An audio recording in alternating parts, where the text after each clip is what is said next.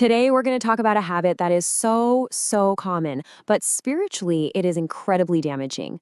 We're talking about backbiting. We're going to get into what it is, the unseen price you pay for it, and most importantly, how you can protect yourself. But let me just start by asking you a question. Are you, without even realizing it, giving away your most valuable asset?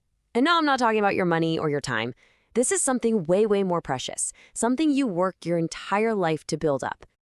And to figure out what that asset is, we've got to start with this really surprising warning. A warning about a certain kind of generosity. And trust me, it's a kind you want nothing to do with. Okay, so let's dig into this quote from Imam Ibn Taymiyyah. He calls backbiting the worst type of generosity. Now, that just sounds weird, right? A total contradiction.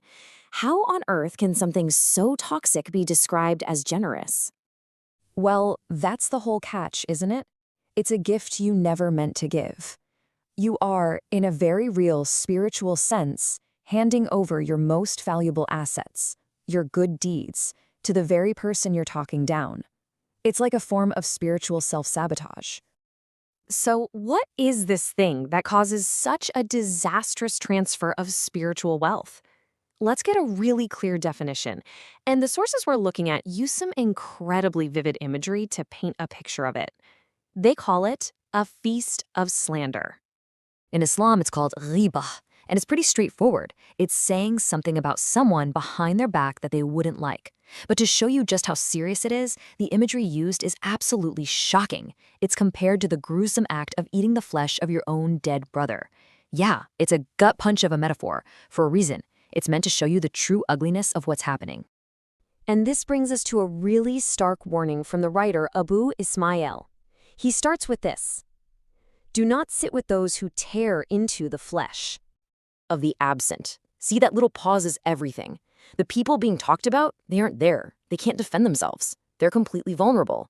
And the act itself is described as a kind of spiritual cannibalism. And then comes the inevitable conclusion, the part that makes it personal. Your name will be the next morsel. This isn't just a warning about other people. It's a promise. If you sit at that table, sooner or later, you're going to be on the menu. So we get it. It's a feast of slander. But what's actually being consumed here? Well, this is where we get to the transaction itself, that hidden, unseen spiritual cost. And this is where it gets kind of wild. You see, when you backbite, your goal, your intention is to make someone else look smaller, right? To diminish them. But the spiritual reality is the complete opposite. You actually end up lifting them up by gifting them your own hard-earned good deeds. The result? It's a direct hit to your spiritual bank account. Every single negative word is like a withdrawal from your account that gets deposited straight into theirs.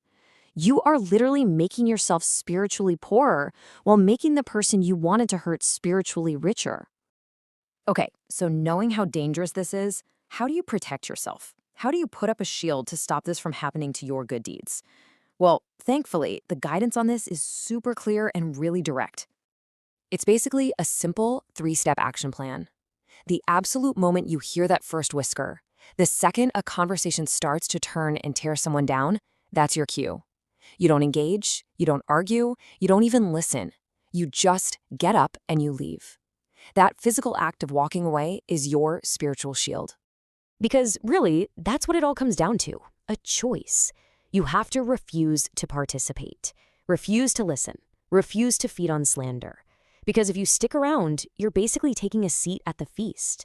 But by leaving, you protect your own integrity and you protect your deeds. So I'll leave you with this question to really think about. Knowing that every conversation involves some kind of spiritual transaction, the next time you find yourself talking about someone who isn't in the room, just ask yourself this: who are my words making spiritually rich? Me or them? And that answer, well, it might just change the way you speak forever.